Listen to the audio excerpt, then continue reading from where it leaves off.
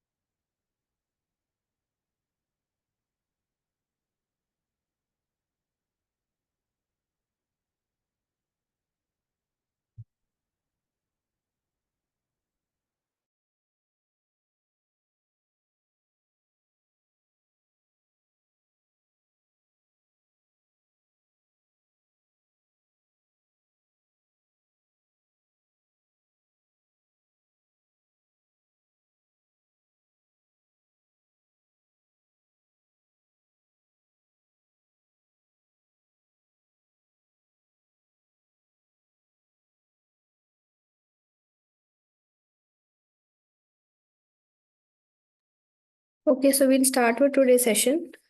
I think Aris seems to be the only one here right now, so we'll let the others join eventually. Can you please confirm if my slides and video and audio are visible and audible?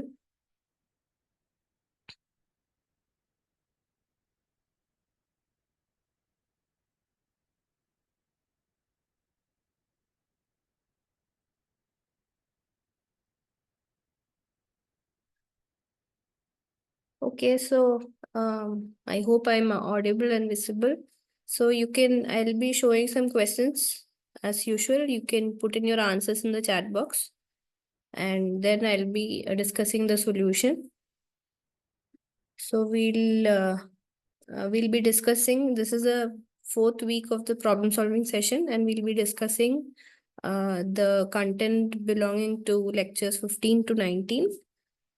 And it's basically on confined and unconfined aquifers, and there are some important parameters associated with it. And another important information is the due date of your assignments, which is due. The third assignment is uh, the fourth assignment is due by 21st August, that is tomorrow, and the fifth assignment is due by the 28th of August. So please have that in mind and do what's necessary. So moving on to the questions. The first question is, what is the quantity of water that a unit volume of aquifer drains by gravity? You can put in your answers in the chat box and then I'll explain the solution or the correct answer after that.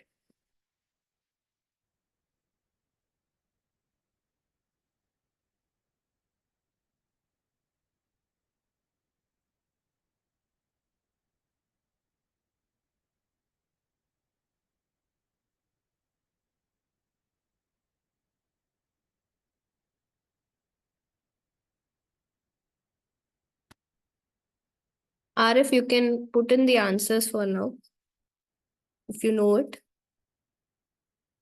Since there's no one else, I think, yeah.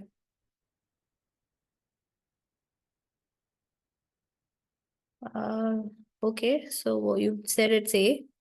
Let's move on to the solution. So the correct answer is actually C, specific yield. This concept is something that we discussed in the first week's lecture, where we are discussing about something called the specific yield and specific retention. So specific yield and specific retention are quantities or measurements that give us an idea about the properties of the aquifer to some extent. What is the porosity of the aquifer, how what is the volume of the pores available. So specific yield is whatever is the amount of water per unit aquifer, that is per unit volume of the soil material that forms the aquifer, that drains from this aquifer as a result of gravity.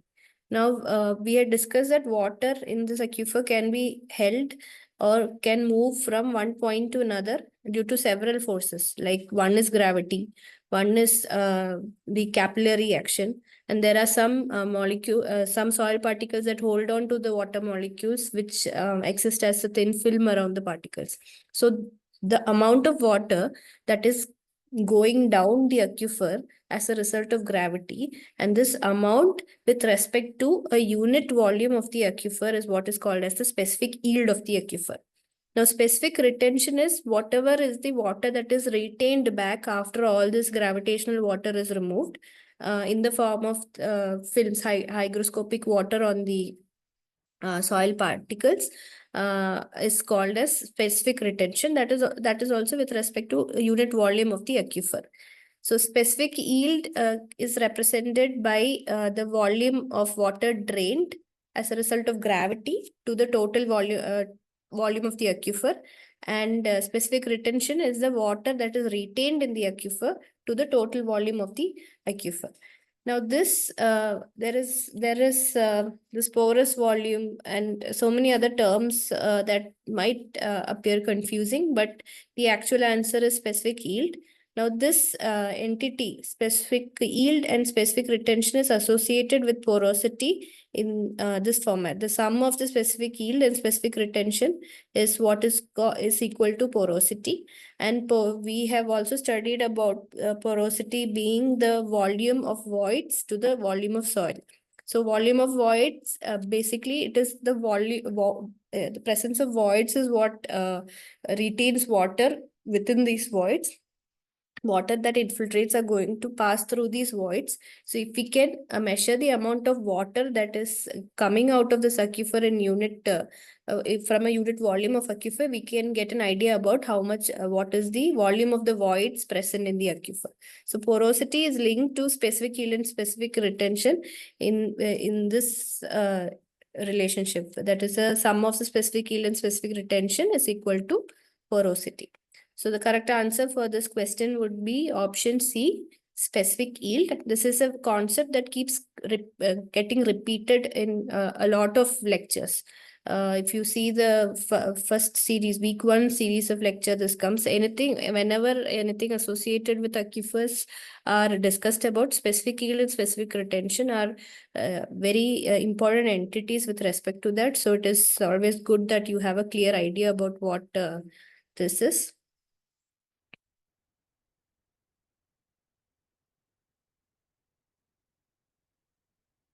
Okay.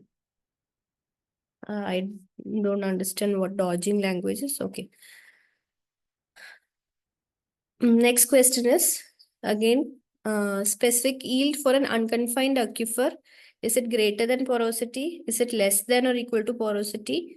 Is it equal to porosity or unrelated to porosity?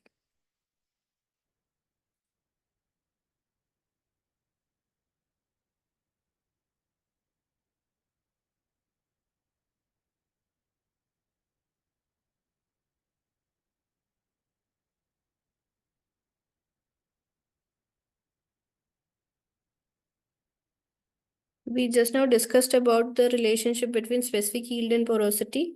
So I think with respect to that, this question only requires a little amount of thinking to know the answer.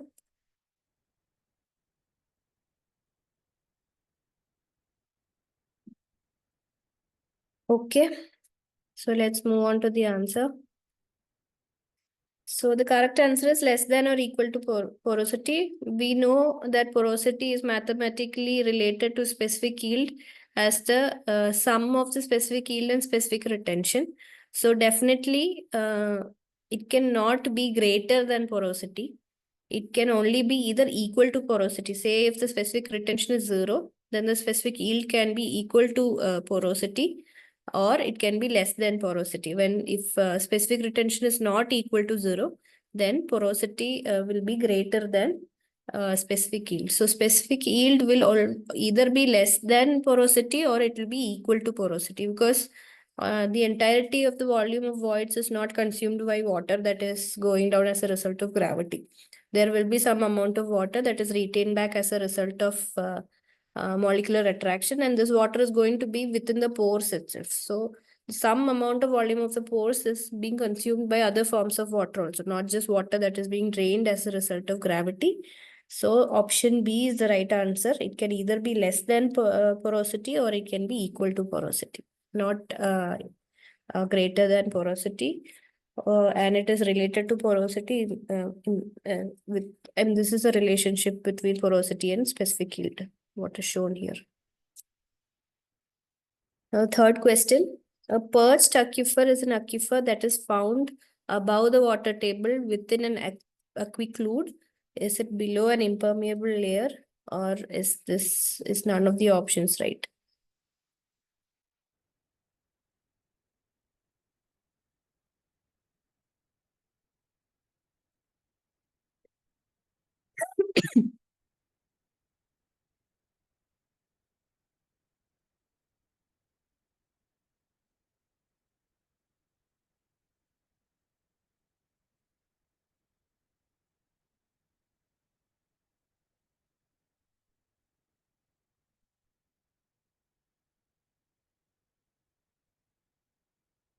Okay.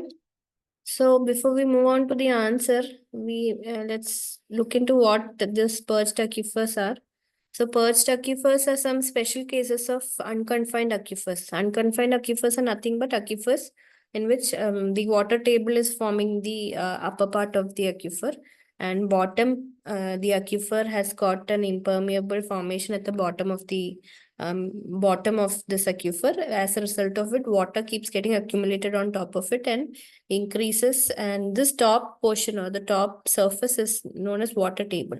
Now, in some special cases within this aquifer, that is within this water table, there are some batches or uh, blocks of material that will actually result in the accumulation of water in this block alone and form perched aquifers. So these are not lengthy aquifers. It is just small pieces of rock formations on which impermeable formations on which there will be some amount of water that is accumulated when there is heavy rainfall and when there is high infiltration. But over the course of time, this water is going to get removed because it is more like a temporary water table. So generally, perched aquifers are found within unconfined aquifers or within the water table. So the correct answer for this would be above the water table. Uh, since this is the most closely related answer, the actual answer would be within an unconfined aquifer. It won't come within an aquiclude. It is not going to be below an impermeable layer. And so above the water table is something which is more related to this question, a perched aquifer. So the correct answer will be option A. Hanumanta has also joined the session, so please join in putting putting your answers in the chat box. So we'll move to the next question. How many aquifers are distinguished into how many types on the basis of the physical conditions under which water is existing in them? So basically, how many types of aquifers are there based on the conditions in which water, based on how water is existing, whether it is existing with less pressure or is it existing as with water subjected to the atmospheric pressure or not. How many types of aquifers are there is based on this condition is the question.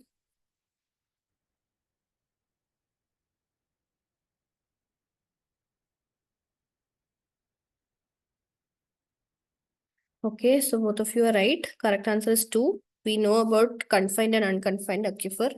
I'm glad that you are not confused with the perched aquifer, because perched aquifer is also an unconfined aquifer with the water table not having any, there is no impermeable layer on top of it. So it is also an unconfined aquifer. So since this question is specifically stating that it is, the classification is based on how water is existing in them, it is important that you understand the difference between, understand that perched aquifer is also an unconfined aquifer as a result, because the physical condition of water is water similar to that of an unconfined aquifer. So the correct answer is option B, which is 2 types of aquifer, confined and unconfined. So moving on to the next question. What is the pressure of the upper surface of the unconfined aquifer?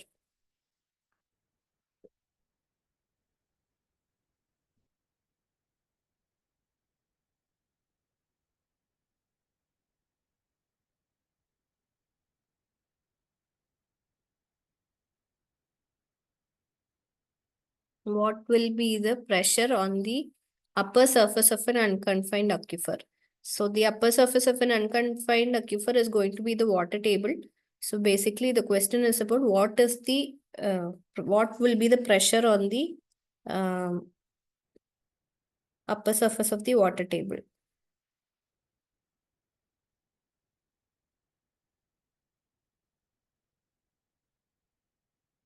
Okay, so let's move on to the answer. So the correct answer is option C, which is equal to atmospheric pressure. Now, in order to know what this atmospheric pressure is and how the water table is in as at atmospheric pressure, we have to understand that um, why we say that confined aquifer has got a higher pressure. So like I said, the confined aquifer always has 2 layers, one at the bottom and one at the top. So as long as the water is at half levels of the aquifer, it is going to be at atmospheric pressure. But as uh, as the water starts increasing in the confined aquifer, this confining layer is going to apply a pressure on the water as the levels keeps on increasing. So, but the unfortunately, since the water in the confined aquifer is not going to be able to come out, the pressure is going to keep building, and it is going to be higher and higher than the atmospheric pressure. But in the case of an unconfined aquifer, the water table at the top has no limiting surface to constrict it. So how much ever water is going to be accumulated in the unconfined aquifer, the water level is going to keep on raising, and it is exposed. It is said that it is at free atmospheric pressure because water level is free to expand. There is no confining permeable layer that is going to increase or apply any pressure on it. So unconfined aquifer, the water table, that the water surface in an unconfined aquifer is always the pressure of water, pressure on the water table is always going to be equal to atmospheric pressure, and the pressure within a confined aquifer is always going to be higher than the atmospheric pressure, because these confining layers are going to apply some pressure as the amount of water within the confined aquifer keeps on increasing. So it is because of this that when you drill a well into a confined aquifer, because of the increase in pressure, sometimes water is going to come out. So you see here, this flowing artesian well. This well has been drilled into a confined aquifer. Since the water in this confined aquifer is under a lot of pressure, this water is going to come out, flow out, and such a well is called a flowing artesian well. Now, at the same time, when a well is drilled into an unconfined aquifer, like the open dug wells we have, the water level in that is irrespective of wherever the well is drilled, the water is going to be at the same level as the water table.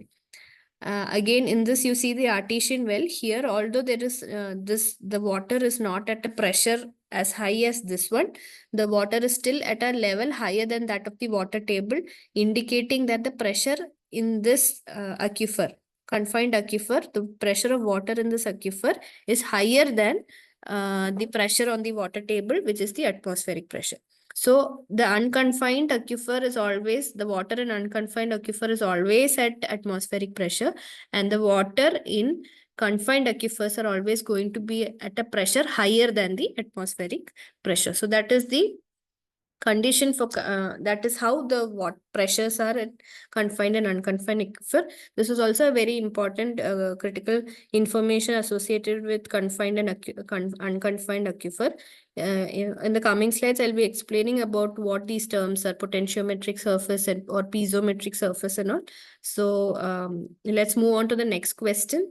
And then we'll discuss about the what is potentiometric surface, or what is that pressure line in which the pressure line that is formed by these wells in confined aquifer called as. So in case of this question, the pressure of the upper surface of unconfined aquifer, which is basically the pressure at the top of the water table, is always going to be equal to the atmospheric pressure. And in case of a confined aquifer, it is always going to be greater than atmospheric pressure. Now, yeah, so this question, how reliable is the water from a purged water table as a source of water? Is supplies from a purged water table reliable as a source of water? Is it true or false?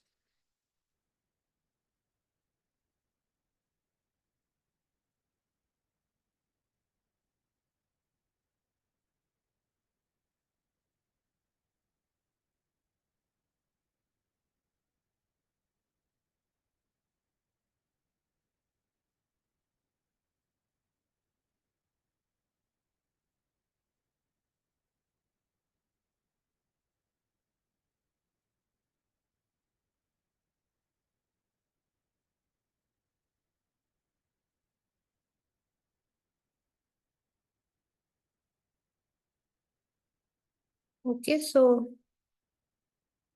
I think I've told multiple number of times what a purged aquifer is. It is a small formation within an unconfined aquifer, and water gets accumulated in it during periods of high rainfall. As a result of which, this water also has a tendency to flow out when there is no sufficient infiltration occurring. So this water is not a very reliable source of water, since it's just a small amount of water that will be accumulated in the purged aquifer, and this, if it is not replenished like in close intervals, it tends to dry off as a result of either evaporation or lateral flow. So the correct answer for this is, it is not a reliable source of water. So option B, false, would be the right answer. I hope I mean, I would suggest both of you to go through the lecture materials or the previous slides also, because this concept has been covered a couple of times in the earlier week sessions too. So it would be good, because these are all very simple questions that can come up in the assignments and exams. So it would be good if you if you have these concepts all right. Um, so yeah, we'll move on to the next question. What is the upper surface of water in a confined aquifer called? This is also something that something related to what we discussed a while ago. But what is the name of the upper surface of water in a confined aquifer called? Is it called the primary layer, secondary layer, first layer, or a piezometric layer?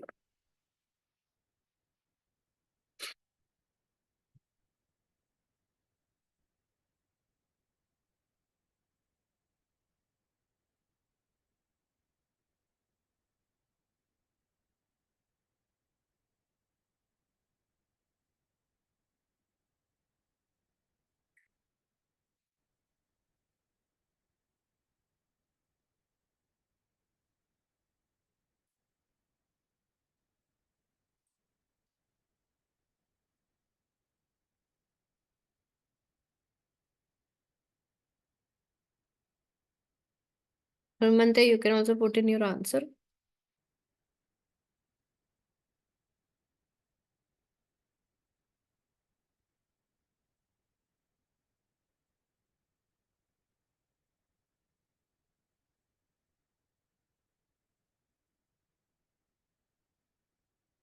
Okay, thank you.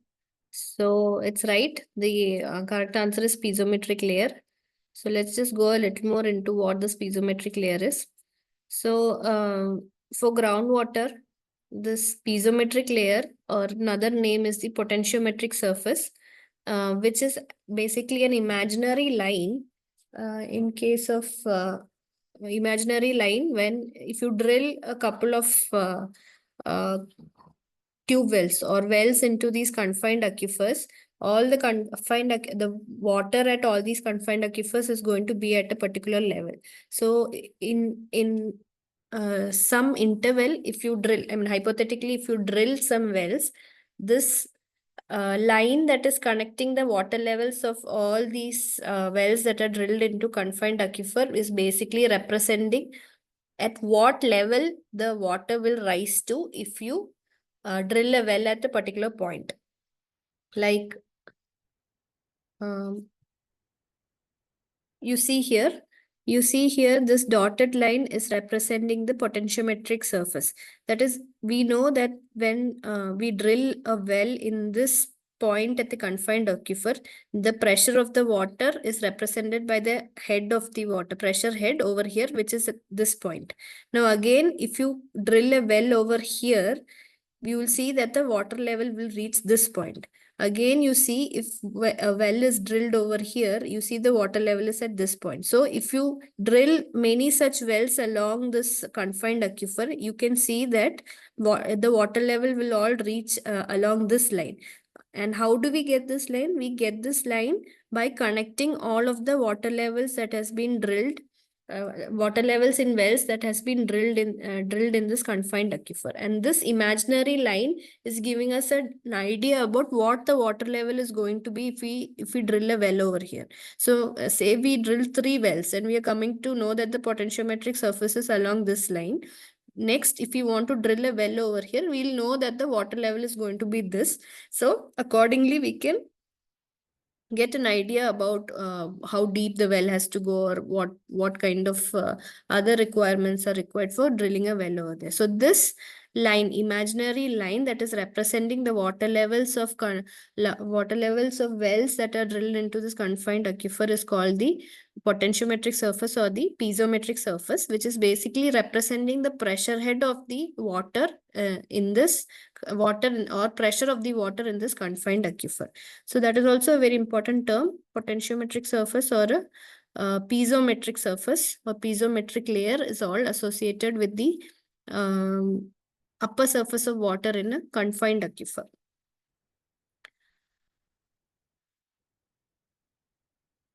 Okay, moving on. Is high porosity alone sufficient to ensure water yield? Water yield is nothing but of the ability of the aquifer due to which we can extract water from it. So is the high porosity condition, is it enough that the aquifer has high porosity to ensure that we will get good amount of water yield, is what the question is about. You can think about it a little bit and then put in your answers.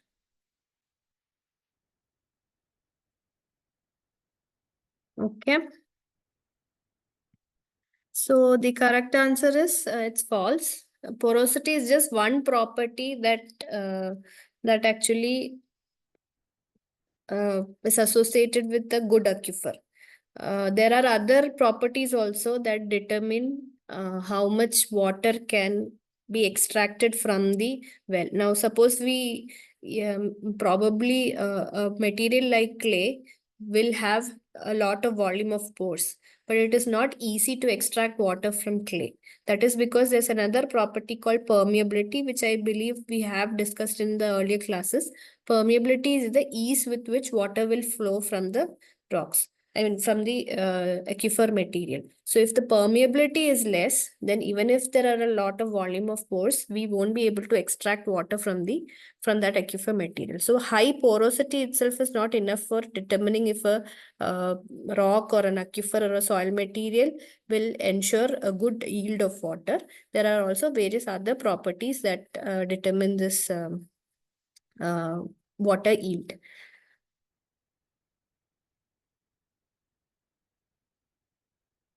Okay, so the correct answer for this question would be false. Again, just a reminder to it's not necessary. You need to think about, I mean, you have to understand the question and then say whether it's true or false. Probably a few questions that I put, maybe the answer is always coming as false, but it is not mandatory that the answer will always be false. So it's based on whether the actual answer is right or wrong. So please try to understand all these concepts, which is something that is being repetitive in a lot of lecture series from week 1 to week 4. Yeah. Moving on. What are streams that contribute to the groundwater called? Are they called effluent stream, groundwater stream, influent streams, or perennial streams? This is um, another topic that is being discussed in these portions. So yeah, put in your answers and then we'll move on to the discussion of this.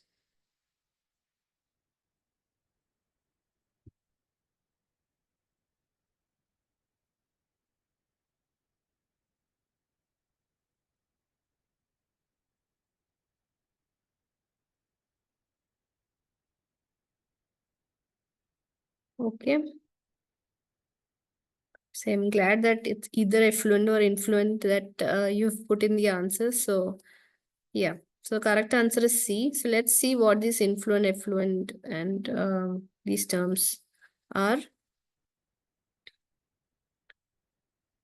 So there are two types of water movement between streams and the groundwater. One movement of water is when the stream is going to contribute to the groundwater. That is, water from the stream is uh, going to flow and flow through this portion and reach the groundwater. And there are other streams where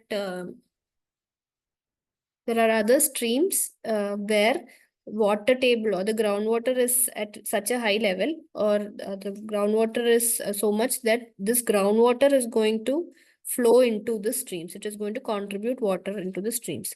So streams where the streams are contributing to the groundwater is called influent streams, and where streams are receiving water from the groundwater are called effluent streams.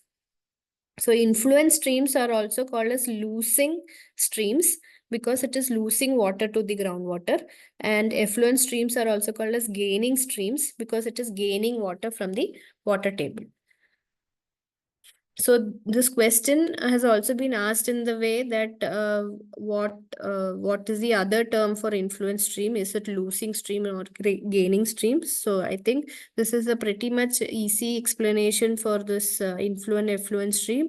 So please do uh, get your concepts regarding the streams also thorough. This is also very easy portion that you can score marks in. So yeah. So apart from that, there are also other types of streams called the ephemeral, intermittent, and perennial streams. Now, ephemeral streams are streams which are flowing only during certain periods of the precipitation. That is, when precipitation occurs, a small portion of the stream will be prevalent. But after a point of time, that streams are going to, water is going to run off and then streams are not going to be flowing. Intermittent streams are streams again similar to ephemeral streams, but then they are going to last longer than the ephemeral streams, like more than 30 days per year. In case of ephemeral streams, they are very short-lived streams. They are going to flow only for around less than, it is just a threshold. It is going to flow for only less than 30 days per year. Intermittent streams are also short-lived ones, but then its period of flow is more than those of ephemeral stream. Perennial streams are streams that always keep flowing throughout the year, irrespective of seasons, whether it is monsoon or summer. These streams are always filled with water and it keeps flowing continuously. So such streams are called perennial streams. So here there is this effluent stream, influent stream, and perennial stream is the reason why I put in. So this, please don't get confused with these streams that vary as a result of their flow conditions, and streams which are gaining or losing water from and to an to the groundwater or an aquifer.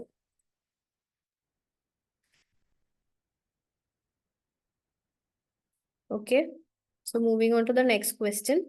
This is also, again, we are entering into some very important concepts of the aquifer, parameters of the aquifer. So these are also portions that you need to be thorough with from the lecture series. So here the rate of groundwater movement is given by what measurement is the hydraulic conductivity of an aquifer, hydraulic gradient, storage capacity of an aquifer, or both A and B.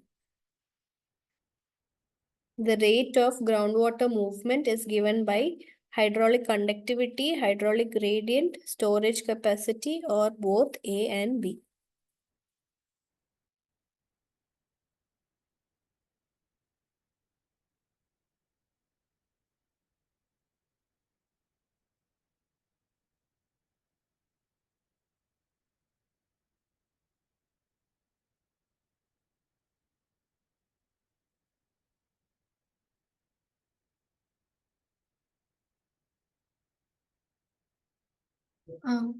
Sir, actually, I booked this room for an NPTEL class that I'm taking. From what time? 6 to 7. Actually, the class goes till 8, but we can't book it till 8 o'clock. So that is why we have booked the room for. I also booked this room. That I think that is the meeting room number 1, which is below. No, only one meeting room. No, there are 2 more meeting rooms. Another is there? Down in the first floor. I mean, in the ground floor.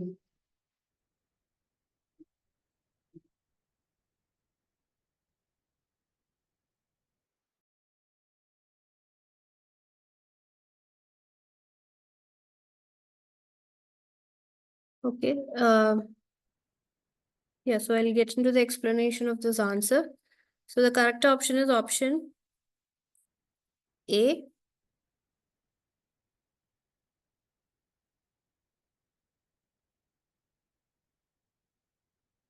Oh, sorry, the correct answer is option D. Both hydraulic conductivity and hydraulic gradient both are important when it comes to the rate of groundwater movement. So let's get into this concepts a bit. So one important law when it comes to groundwater flow is the Darcy's equation. I know.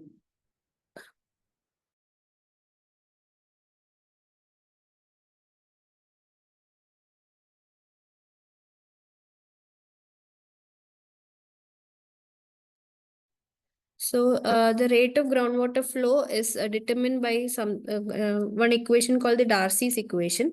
The Darcy's equation says that the velocity of flow, groundwater flow, is directly proportional to the permeability, product of the permeability and the hydraulic gradient.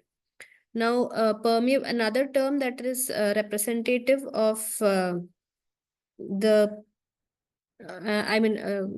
this is about the velocity of the groundwater flow. This I term in here is representing a terminology called the hydraulic gradient, and K is again permeability.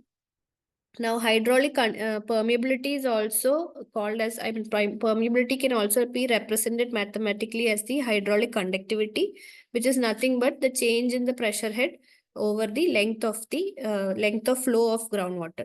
So here we see that V is equal to K into I. K is a hydraulic conductivity, product of the hydraulic conductivity and the hydraulic gradient. Two important terms which you shouldn't be confused with. Here K is hydraulic conductivity and I is hydraulic gradient. Sorry, I got a bit confused with hydraulic conductivity and hydraulic gradient. It is I, hydraulic gradient, which is given by the change in the pressure head to the length of flow of the groundwater. So K here represents permeability. Permeability is a property of the aquifer which determines the ease with which water will flow through the aquifer and how easily water can flow through the aquifer. And I is a hydraulic gradient. Hydraulic gradient is nothing but delta H by L. Delta H is the the change in the levels of the water divided by the length along which the water will flow. So here we know that velocity is equal to product of hydraulic gradient and hydraulic conductivity, while we know velocity is associated with discharge as discharge by area. So if we want to find the discharge of groundwater, we can get it from this equation K into I into A. So this equation V is equal to K into I and this equation Q is equal to KIA are two important equations that will be used in numericals later on. So please do make these concepts also quite thorough because there are going to be several numericals that will come up. So here is another again I'll explain a bit about this one. So we saw that Q is equal to K into I into A. Here K is this one, A is this one, I is represented by delta H by delta L. Delta H by delta L is nothing but at this point what is the pressure of groundwater and at this point what is the pressure of groundwater. The difference in this pressure head divided by this distance is what is the hydraulic gradient. So suppose in the numerical, they are giving you that the pressure of water at this point A is this much and pressure of water at point B is this much and the length of flow is this much. And they're asking you to find the discharge given K and A. This is how you'll have to find out. So here Q is equal to K into I into A. I is equal to delta H by delta L. And there is also another term called small q, which is discharge per area.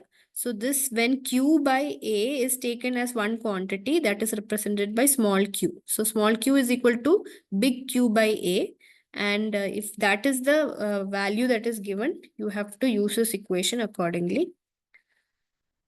And this is one very important law when it comes to groundwater flow. So the correct answer for this would be option D, the rate of groundwater movement, which is nothing but the discharge rate that you're talking about, is directly proportional to both hydraulic conductivity, hydraulic gradient, as well as the cross-sectional area of flow. It is not the top area, it is the cross-sectional area of flow of the water. Moving on to the next question. The change in head per unit distance is called what? This is something that I just now explained. Is it the hydraulic gradient, equipotential gradient, flow gradient, or the hydraulic head?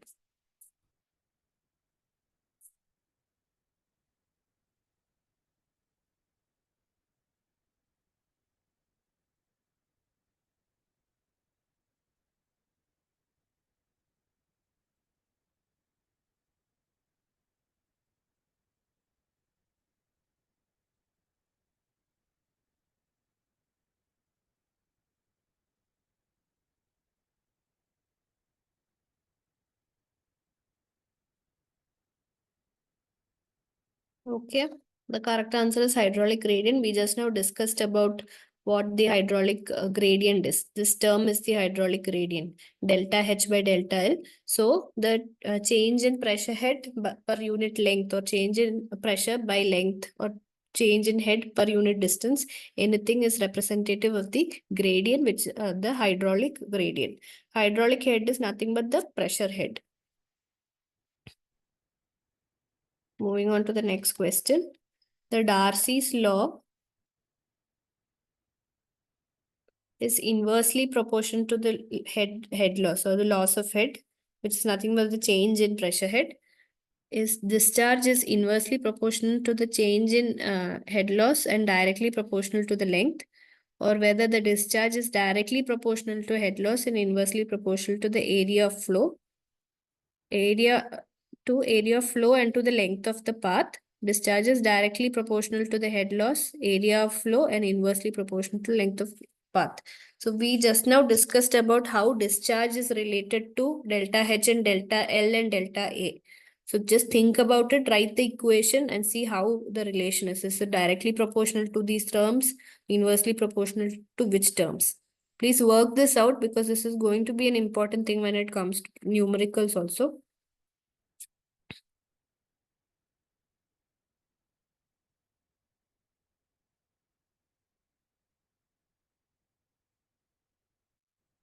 I can, uh, If you are not familiar with the equation, this is the equation. Q is equal to K into A into delta H by delta L. So write that equation and then figure out the answer for this. Please don't put in any, just guess any answer. This is a very simple thing that you can understand from the equation itself.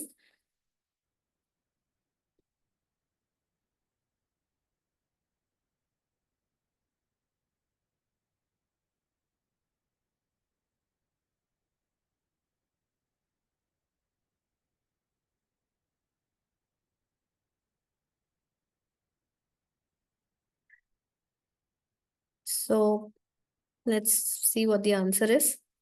So correct answer is D. So I had said how discharge is related to hydraulic gradient, which is equal to delta H by delta L. So Q is basically equal to K into delta H by L into A. It is directly proportional to the head loss, directly proportional to the cross-sectional area, and inversely proportional to the length. Good evening, Puru. You can also put in your answers in the chat box from the questions that have been shown now. So yeah, Q is equal to K into delta H in by L into A. So it is directly proportional to K, directly proportional to delta H, directly proportional to A, inversely proportional to length. So correct option over here is directly proportional to head loss and area and inversely proportional to length. This is one question which is quite evident if you evidently and easily answered if you know the equation well. So please learn that equation of these two equations, particularly this Q equation, small q equation, and V. At least if not the small q, V is equal to K into I, Q is equal to K into I into A. What is I equal to? I is equal to delta H by delta L. All of these please keep in mind because this is going to be really important when it comes to problem solving also. Moving on to the next question. Again, this is related to this Darcy's equation. Velocity of flow of water through a soil stratum of permeability K and porosity N as per the Darcy's equation is given by what? V is equal to K into I, V is equal to KIA, V is equal to KIN, V is equal to KI 1 by N.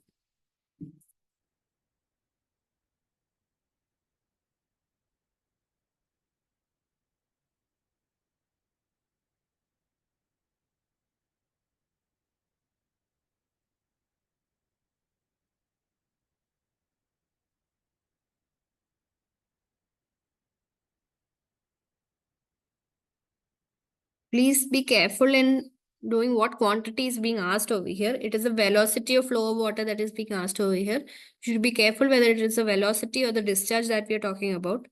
When the question is about the rate, it is the value Q, and V is basically the velocity of flow of water. So be careful of what the quantity is in question and then answer accordingly. Please don't blindly remember formulas.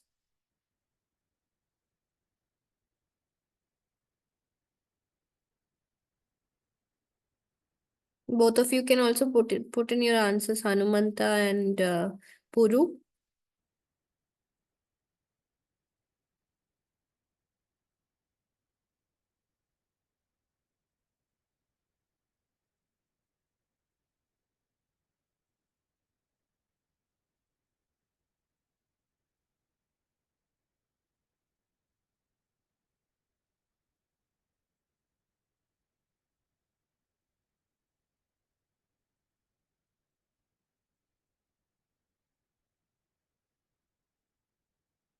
Yeah, Hanumanta, correct answer. It is A.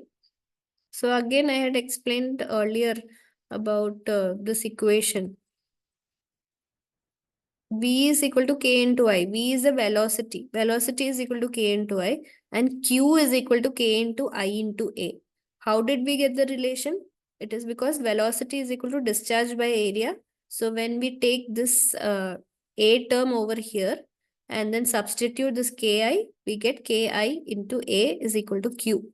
So V velocity is always equal to K into I. And Q is equal to K into I into A.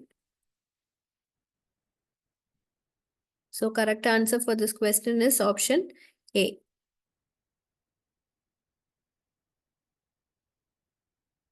Moving on to the next question. Again, something we had earlier discussed. When groundwater is flowing into a stream to augment its discharge. Augmenting means to add on or keep accumulating into it, adding on into its discharge.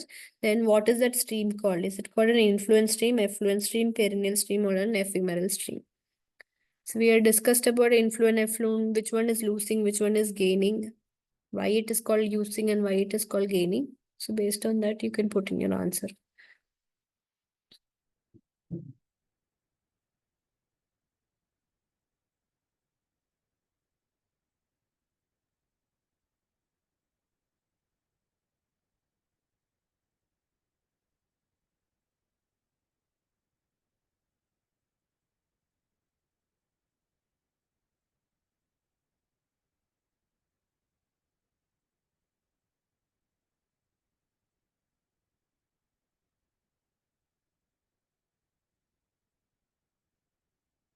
Okay, so let's check the answer. The correct answer is B. We did discuss about what. I'll go into that explanation once again. An influence stream is called a losing stream. That is because the water is being lost to groundwater. It is providing water into this aquifer. And effluent stream is when groundwater is going to provide water into this stream. So here the question is, groundwater is going to augment into its discharge. That is, groundwater is going to add water into that stream. So such streams are called an effluent stream or gaining stream. That stream is gaining water, but groundwater is losing water. So please, I mean, I know it's a bit confusing, the terms influent, effluent. So strengthen your concepts regarding that. The explanation is always here. You can go through the slides and the video and as well as the materials. And please be sure of what an influent and effluent stream is. Simple concept. So yeah. So correct answer is B. It is an effluent stream. Again, what is an aquifer which is confined at its bottom but not at the top called? Is it called a semi-confined aquifer, confined aquifer, unconfined aquifer, or none of the above?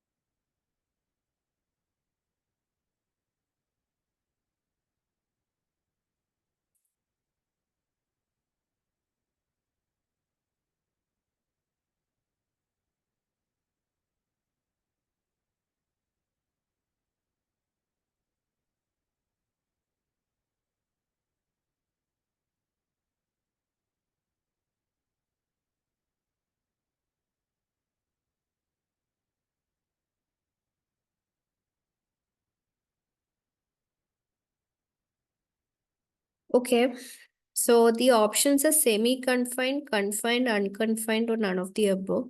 I don't remember we discussing about anything called a semi-confined aquifer. We have only learned about two types of aquifer, confined, unconfined. Confined is when both up and below the aquifer there are some confinements, an impervious surface that is confining the water. An unconfined aquifer is when at the top there is no confinement, but bottom obviously there has to be something for the water to accumulate on. So that is called an unconfined aquifer. Perched is when again an unconfined aquifer, that is a small formation of rock on which the water will accumulate. But basically there are only two types of aquifers. One is the confined, another one is the unconfined. There's nothing called a semi-confined aquifer. So correct answer is C.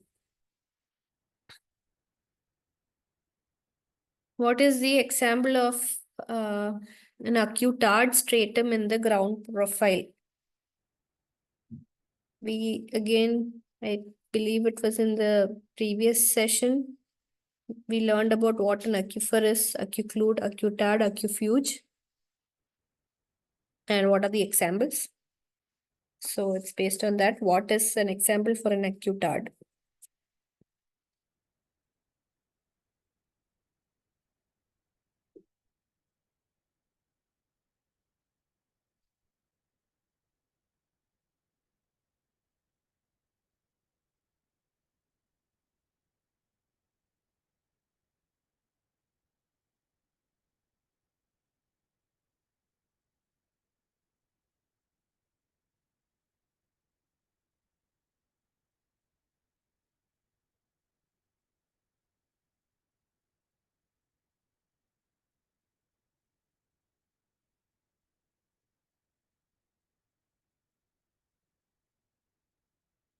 Okay.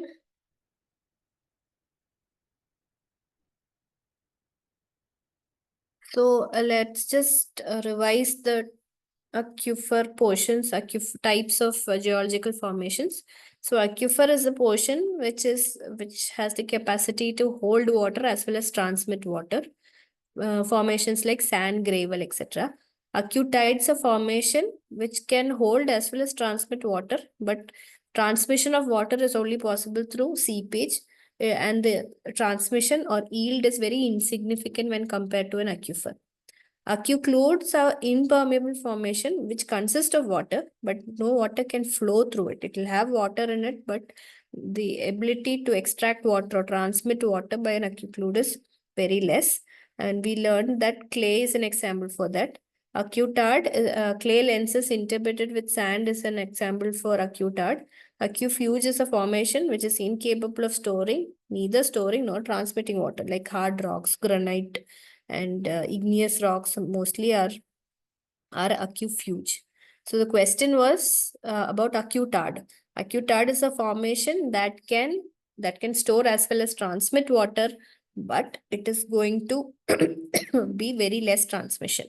So here an example for acutard is clay lenses interbedded in sand.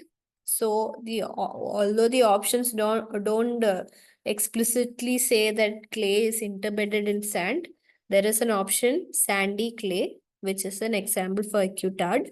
Granite rock is an example for aquifuge, clay for aquiclude, sandstone for aquifer, and option C, sandy clay, is an example for acutard. So such tricky questions can also come. So again, do learn well. We'll take a break of um, it's we will be back in 3 to 4 minutes, maybe by 7:04 or something. So until then, we'll take a short break.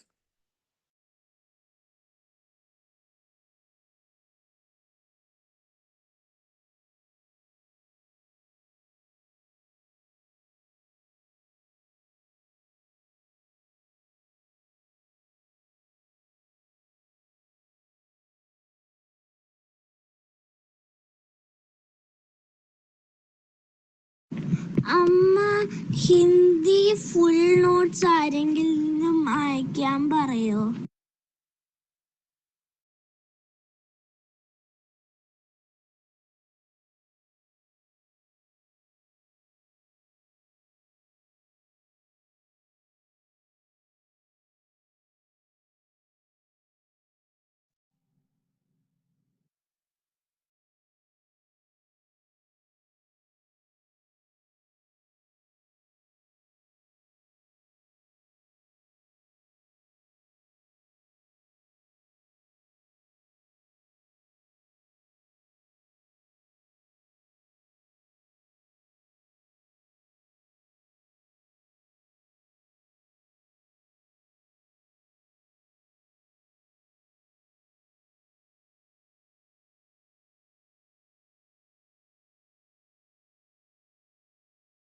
In the fourth question, social studies, page number 297, the topic animal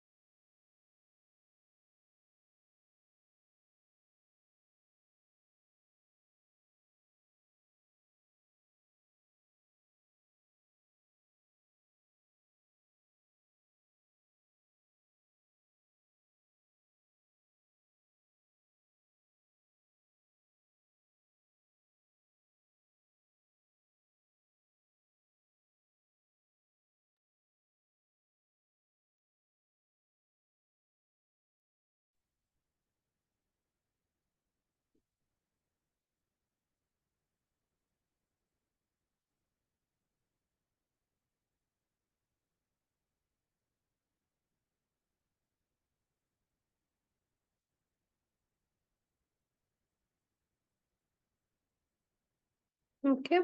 So let's go to the next question. What is an aquifer? Again, something that we have already discussed a number of times. So from these options, put in your answers to what an aquifer is. An underground layer of water-bearing rock or geology. Okay.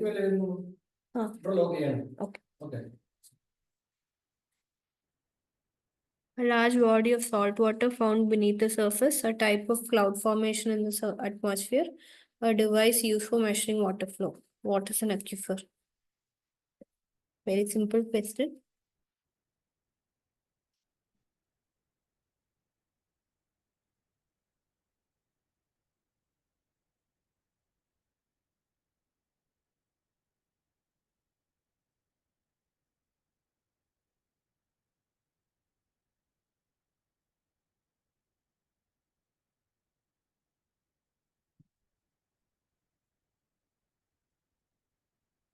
Please put in your answers. What an aquifer is.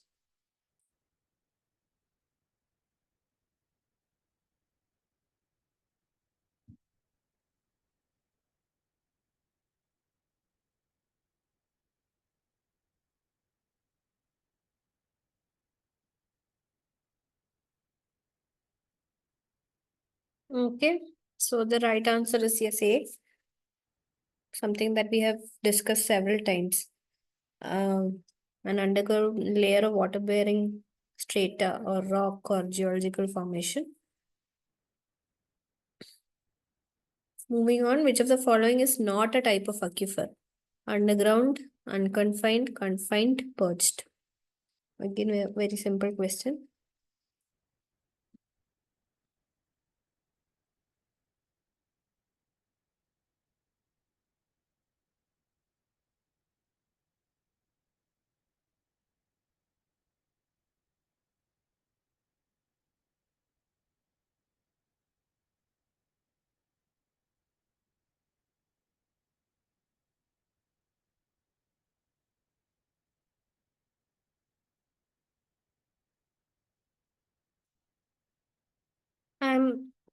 I hope the concepts are clear. Underground aquifer, there's nothing called an underground aquifer.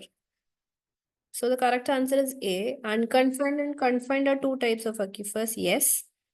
But perched is also an unconfined aquifer. So it is one category of aquifer that is coming under unconfined aquifer.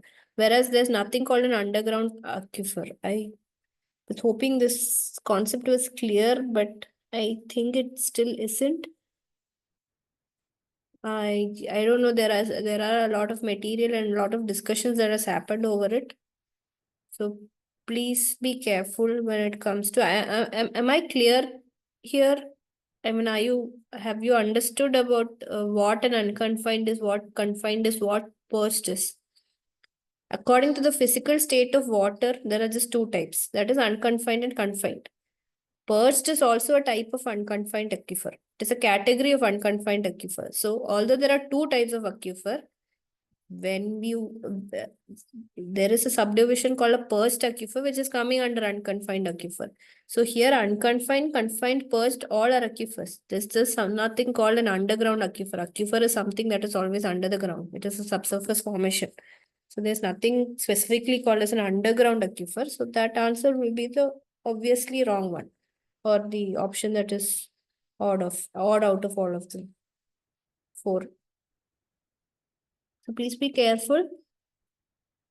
Moving on. Which type of aquifer is more susceptible to contamination from surface? Again, this is something that you need to think about and answer. Here they're saying how easily can one aquifer be contaminated from surface pollution. So think about what a confined aquifer is, what an unconfined aquifer is, what is this hydraulic conductivity property. Hydraulic conductivity again is nothing but permeability. Permeability is the ease with which water flows in an aquifer. So if surface water is getting polluted and if it is coming down into the aquifer, what are the chances of it getting polluted? Which type of aquifer has got more chances of getting polluted? And a property called hydraulic conductivity, which out of that, what value of hydraulic conductivity is more susceptible to this pollution?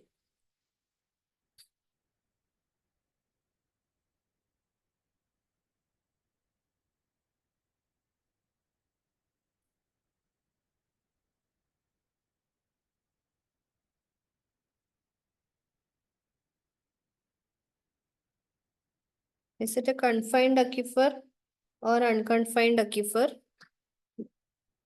Most importantly, is it what will be the hydraulic conductivity value? A higher hydraulic conductivity is going to expose it to contamination, or lower hydraulic conductivity?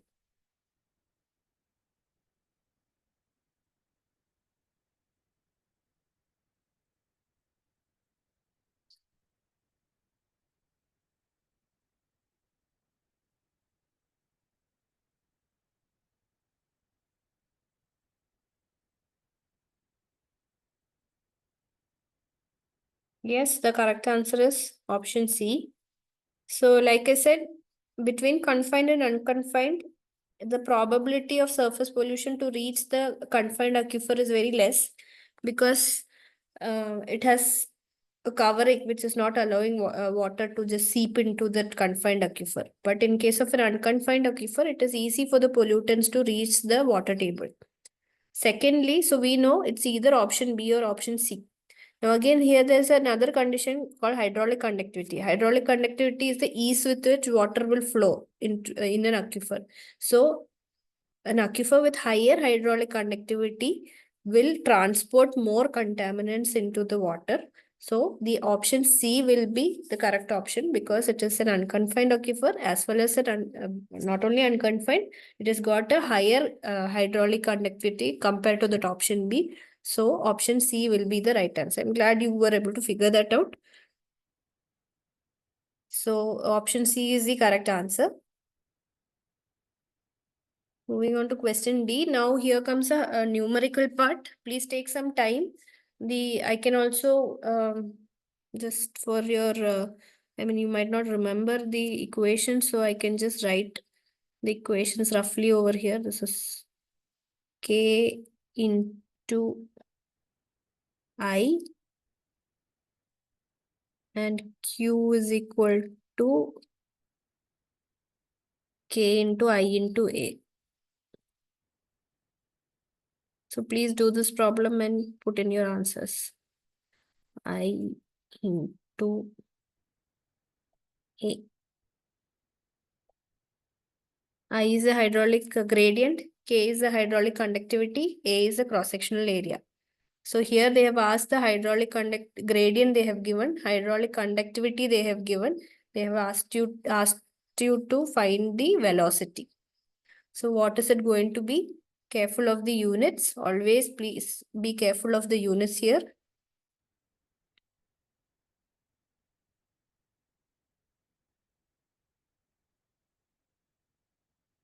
Very simple question.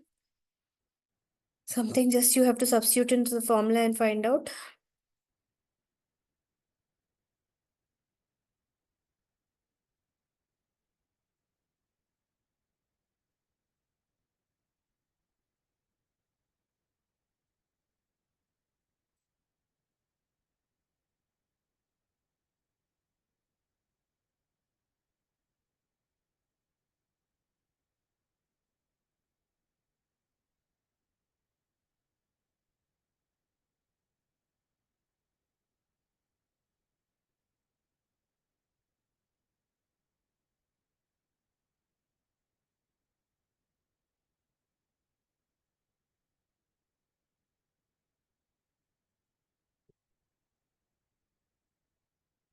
I hope you're doing the problem. It's not a very lengthy thing.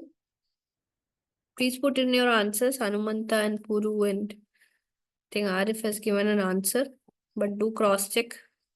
That's not the right answer.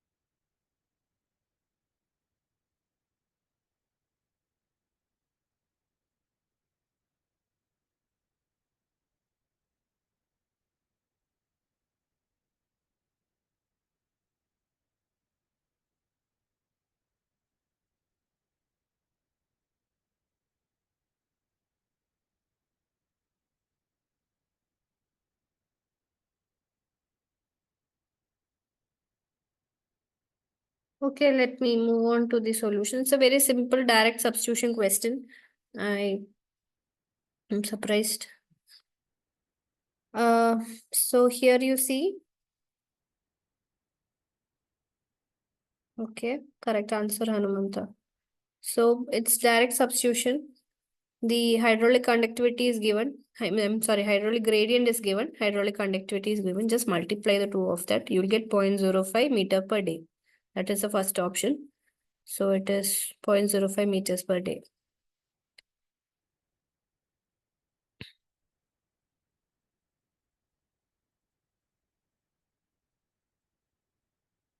This equation is called the Darcy's equation. Very important one. And I think from here on, that's those problems that are going to come. Again, something similar to that. Here a confined aquifer is given. Hydraulic conductivity is given. Gradient is given. What would be the flow rate of groundwater through the aquifer, assuming a cross-sectional area of 100 meters square? So if earlier it was velocity that was asked, here the discharge rate is being asked. So what is the discharge of an aquifer with hydraulic conductivity 5 meter per day, gradient 0.03003 and cross-sectional area 100 meters square?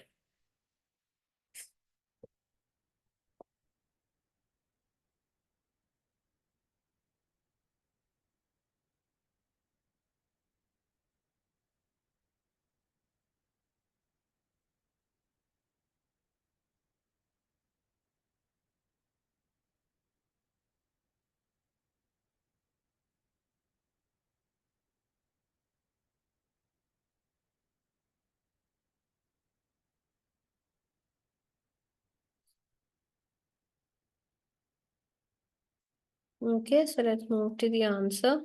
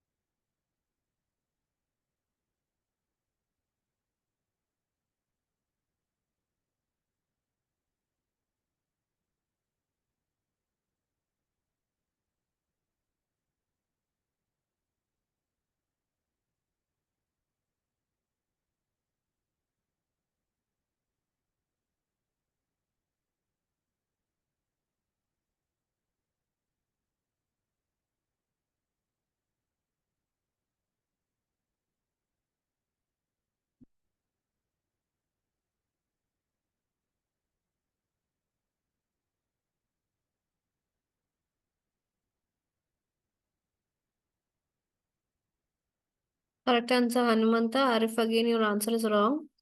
So let's again go into the solution. Here again, Darcy's equation for discharge rate is K into I into A. So it's just a matter of multiplying the three terms. When you multiply all of this three, you get 1.5 meter cube per day. Careful of the units. Earlier, if it was meters per day, which is the unit meter per second, meter per day, meter per hour, all are units of velocity. When it comes to discharge, the unit is meter cube per second, meter cube per hour, meter cube per day. So the correct answer is option B, 1.5. Again, just direct substitution. You don't even have to change the units or anything. Next question. A catchment area of 20 kilometers square has an annual rainfall of 900 mm with a sandy soil content of 20% and temperature of 16 degrees Celsius. Estimate the groundwater recharge using the Bhattacharya formula of the given area. So I'll move into the explanation of these equations first, and then maybe you can do it. So groundwater recharge, there are several empirical equations developed by a lot of people to estimate the amount of groundwater recharge by people like Bhattacharya, Krishna Rao, Chaturvedi, Radhakrishna, Datta, etc. So the Bhattacharya formula, which was developed in 1954, is equal represents P is equal to 3.47 into R minus 38 to the power 0.4. This is an empirical equation. So P is equal to the rainfall, how much of rainfall is entering the soil, and R is equal to the annual rainfall. Both are in centimeters, and the answer that you get will be in millimeters. No, sorry, a rainfall will, whatever rainfall you're getting will be in centimeters. Annual rainfall is also in centimeters. This is the Bhattacharya formula. You will also have to keep in mind some other formulas like the Krishna Rao's formula, where G is equal to K into P minus X. G is the groundwater recharge. K is a constant. The values will be given. If the Krishna Rao's formula, if you are asked to solve using the Krishna Rao's formula, the values will be given. So K is a constant in the form of 0.2 to 0.35. X is the annual rainfall in mm. If you see in Bhattacharya formula, the units are in centimeters, while in Krishna Rao formula, it is in mm. X is the annual rainfall in mm, and P is the precipitation in mm. So all of these are informations in mm. So here X value will be given, and rainfall value is also given, that is corresponding. So if you're given a rainfall of 500 mm, then the K value is going to be 0.2 and X value is going to be 400. So you have to refer to this chart to see what is the amount of rainfall and what is.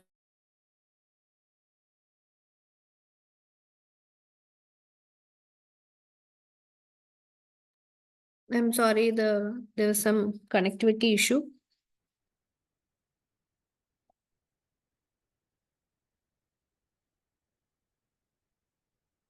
Yeah. So that's the case of Krishna Rao formula. Just a second.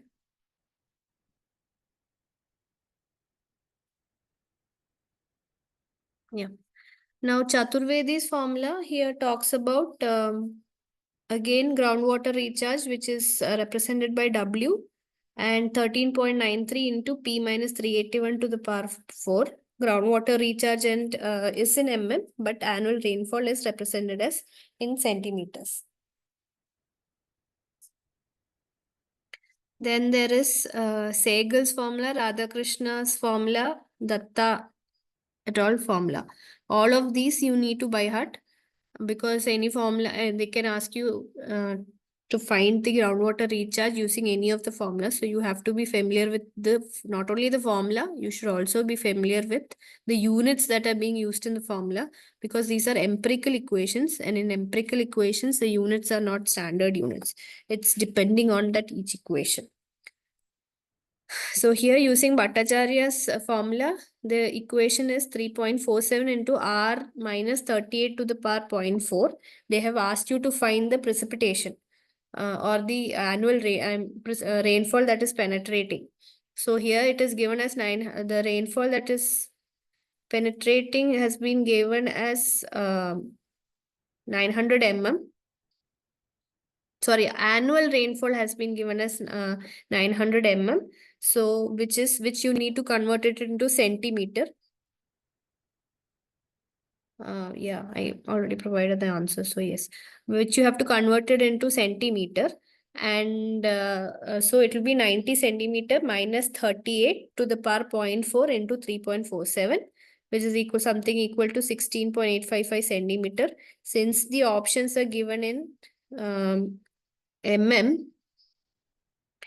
and also there is no option where 168 is given. So if such options are provided, what you have to do is you have to select the nearest option. So here the nearest option to 168 is 135.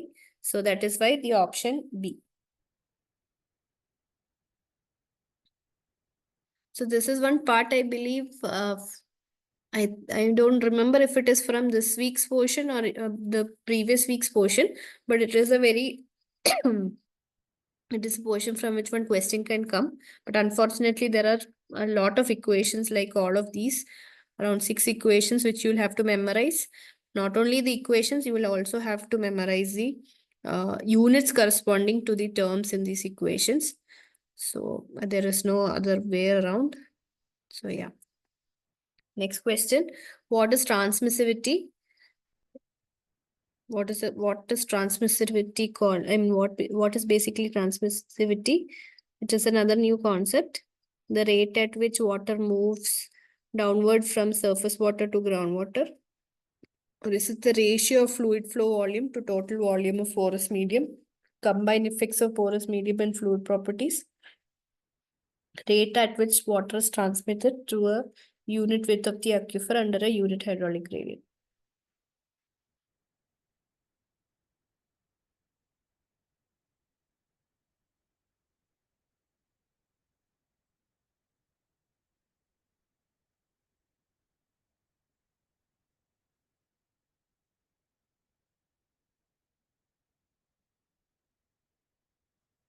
I think I'm not sure if you're familiar with this concept from the lecture series. So let me just move on to the answer. So the correct answer is D. Let's see what transmittivity is. Transmittivity is another important property when it comes to aquifers, where it is the rate at which the groundwater is flowing horizontally, and it is determined as the product of the hydraulic conductivity and the thickness of the aquifer. So transmittivity is a property which is governed by the hydraulic conductivity and the thickness of the aquifer, and it also represents the capacity of the aquifer to transmit water under unit hydraulic gradient. So if when I is equal to 1, the thickness of the aquifer into hydraulic gradient will be equal to transmittivity, which is basically, now if you see cross-sectional area, unit cross-sectional area and unit hydraulic gradient and the hydraulic conductivity is going to give the discharge. So under the discharge or the rate of flow under unit hydraulic gradient and unit cross-sectional area is also called transmissivity. So transmissivity is represented basically by T. It is a product of the thickness of the aquifer into the hydraulic conductivity. So the correct answer here is represented by this option, rate at which water is transmitted through a unit width under a unit hydraulic gradient.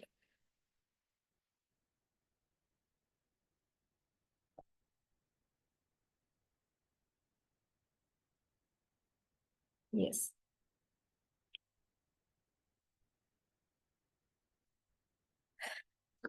I believe this would be the last question. What's the definition of porosity? Again, a concept that we have studied in earlier classes.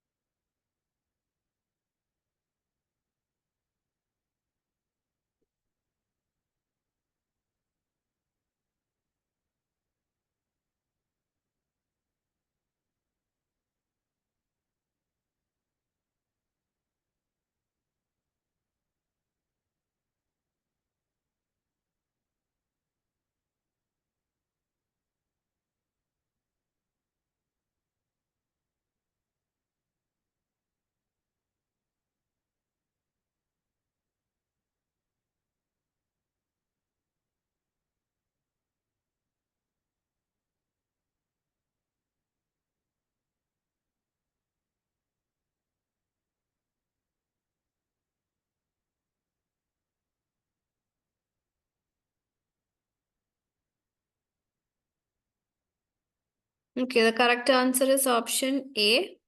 We had studied that porosity is the ratio of the volume of voids to the total volume of soil or total volume of the porous medium, represented by volume of voids by volume, total volume, and very important property of aquifer materials.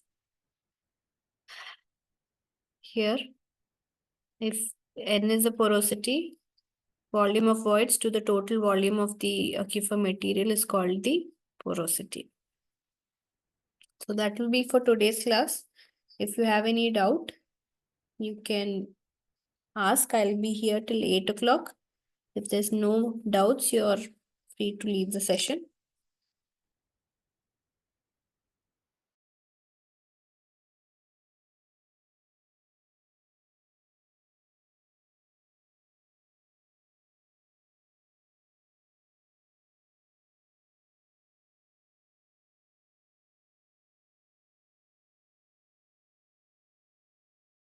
Thank you for attending today's class, Hanumanta.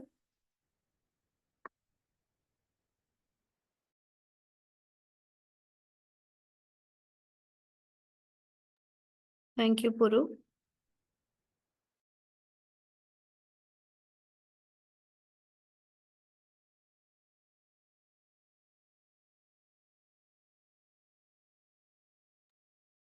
If you have got no more doubts, you can leave the session. Arif.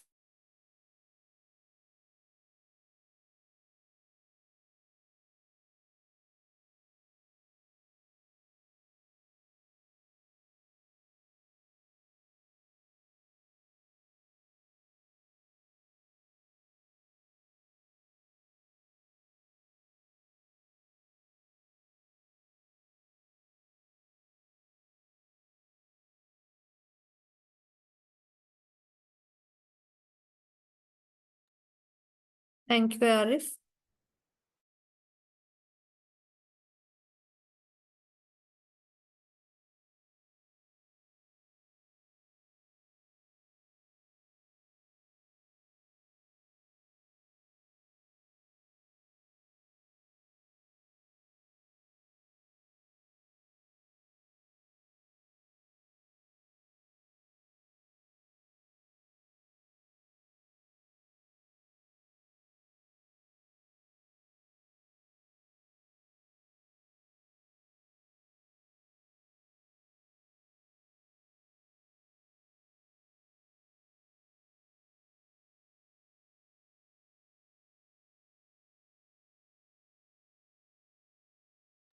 If you don't have any doubts, you can leave the session, Arif.